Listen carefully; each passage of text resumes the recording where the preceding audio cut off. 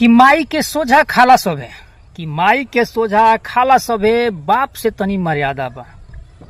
कि माई के सोझा खाला सभे बाप से तनी मर्यादा बा। आ छूटेला नाही आदत एकर मरते दम तक वादा बा। कि एक खिली खैनी के कीमत करोड़ों रुपया से ज्यादा बा। कि उठते सवेरे जुहाला खैनी आ चूना के साथे रगड़ाला खैनी। लोटा उठावे से पहले भैया कि लोटा उठावे से पहले ये भैया साइड में कतहीं दबाला खैनी।